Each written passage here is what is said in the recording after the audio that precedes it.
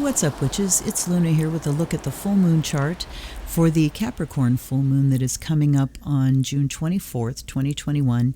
This goes off at 2:39 p.m. in the Eastern time zone. Please make sure you adjust it for your own time zone. We're also weeding out the aspects that are wider than 2 degrees as we're looking at this as a transit chart. So the things that stand out to me here, first of all, the reason we're looking at the chart at all is because it's a full moon. So we have the sun in Cancer and the moon in Capricorn. This is just inside those signs, so at 3 degrees of Cancer and Capricorn. The Capricorn full moon is about it's a receptive polarity, so we're in so-called feminine signs, and it's the pull between water and earth, emotion and practicality. The moon is uncomfortable in Capricorn. It opposes its natural sign of Cancer, so it's said to be in detriment, and that just means it doesn't express itself easily. And the moon is your emotions, the flow of them, how you react to life. In Capricorn, there are limitations on that. The water of emotions kind of dries up in Capricorn, and people can seek to control emotions, distance themselves from them, or find that the focus is on the negative side of emotion, seeing the glass half empty rather than half full. So we have a lot of emotional expression coming to the fore with Sun in Cancer, but the Moon in Capricorn says, and then I want to pull back on it. But look at what's happening to this aspect. We've got Jupiter coming in here at 2 degrees of Pisces, freshly into Pisces. It is trining the sun and sextiling the moon, the greater benefic. So it says that we can use these energies really to our benefit, and maybe look at that moon in Capricorn as I'm not going to just let my emotions fly all over the place. I will rein them in. I will look at them as far as a purpose, like, what are they informing me of? What are they showing me about my life that I can do something about? And with Jupiter in there, Jupiter trining the sun just means we can easily express ourselves in an expansive way, in a compassionate way, because Jupiter is in Pisces. Jupiter, the natural ruler, the original ruler of Pisces, I should say. And then Jupiter sextiling the moon says I can also be expansive. I have an opportunity to kind of expand myself emotionally, to reach out about emotional issues.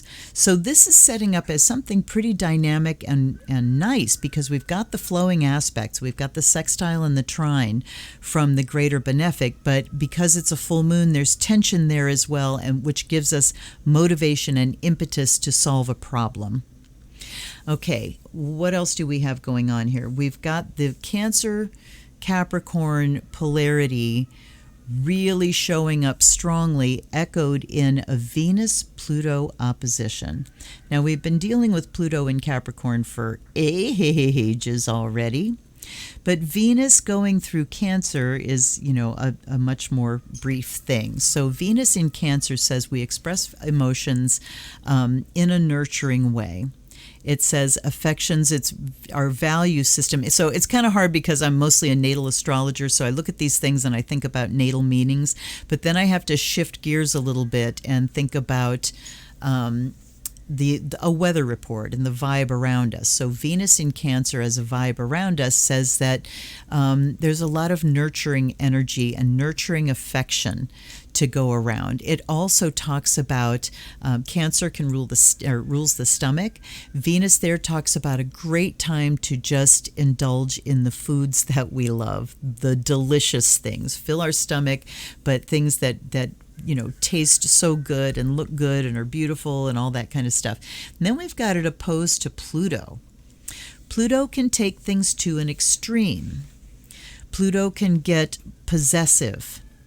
So there's a tendency here to maybe go way, way overboard or go to extremes as far as affections go, as far as indulgence goes. And that's not a good thing. And Pluto, in a natal chart, there's a pretty ugly term for a Pluto-Venus square or a Pluto-Venus opposition, and that is called a rape aspect, because Pluto is force and dominance. Venus represents how we show our affections. Now, in this chart, what does, this isn't a natal chart. It just says that we can, to our detriment, indulge in things that are wonderful and feel nurturing and delicious to extremes. We can get obsessed about them. So fortunately, Venus will be moving on from this. But as far as a full moon chart goes, and as far as ritual goes, I mean, Pluto is magical energy, and opposing Venus, let's see, thinking about what kind of spells to do. Certainly food spells. If you've never done a food spell, the apple spell is a food spell where you take the apple and you charge it with your intentions and with your magic, and then you eat it. You eat the spell. So you can do this with any kind of food, and you can pick foods that represent the work that you're trying to do. And, let your imagination and your creativity take over here. If you're looking at doing like a money spell and you want to make it a food spell, go for green leafy things that look like money. It can be that sort of direct and obvious and literal if you want it to be. Spell work, remember that the symbols you're using are so that you can access that right brain and the subconscious through the right brain. So anything that symbolizes something, looks like something, is going to trigger, is going to vibrate with your right brain. So let's see what else we got here. Of course, we have the Saturn-Uranus square. This is going to be going on off and on for quite some time yet. So this is just sort of the overall backdrop of this period of time that we've been going through for months and months now. The tension between the traditional and the new, remembering, of course, that Uranus, representing the new and the innovative, is ruling Saturn right now with Saturn in Aquarius. So it's all about updating and moving things into the future, updating our traditions. Saturn is retrograde right now, so there's not a lot of practicality about it, but it's time certainly to review traditions, to look over them, to find out what's calcified and what needs to be changed, and let that square to Uranus give you the lightning strike you need to make that change. Okay. I don't know that I can zoom in on it any more than this. Just know the Cancer Capricorn thing. Make sure that there is a strong emotional component to whatever spell working you do. Choose your time to express yourself emotionally.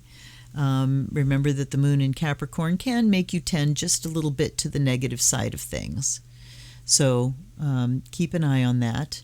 Everything else that's in here is just too wide of an aspect to count. We've been through that. Oh, and we've got the Saturn Chiron exact sextile as well. So again, healing can be done in a quick way with Chiron in Aries, representing woundedness. With its sextile to Saturn, when we take responsibility for our own woundedness, when we take responsibility, when we understand that it might not have been our fault that it happened to us, but it's our responsibility to turn it into lessons, which then become a positive thing in life. So when you take responsibility, the healing energy is certainly available, and with it in Aries and Aquarius, things are very ripe for changing quickly. Okay? Mercury will be direct by then. Woohoo! Thank the maker. So Mercury and Gemini should be easier to get your thoughts together and get your process together around ritual. It's wide, but we've got the Mercury trining Saturn here. It's also separating. At any rate, get your thoughts together, get your ducks in a row, decide what you're going to do for your working, and remember to take advantage of the solstice energy. And that's why I didn't do a solstice chart. Whoops, maybe I'll do that too. At any rate, the solstice energy, remember when we have the wheel of the year, the Sabbats The energy is just available to you at that time. So this energy of peak light, of peak empowerment, self-expression, also remembering the sun is in Cancer at the point of the solstice, so there's that nurturing energy as well. What are you nurturing in your life? What are you growing over this summer growing season? And, put that into your ritual and get it kicked off in fine style. All right, you guys, I hope you got something from that. If you did, please hit the like button, subscribe if you haven't. Consider sending a donation to the couple of links down below if you really get something out of this. All right, I will see you next time. Until then, this is the Zen Witch. Blessed be.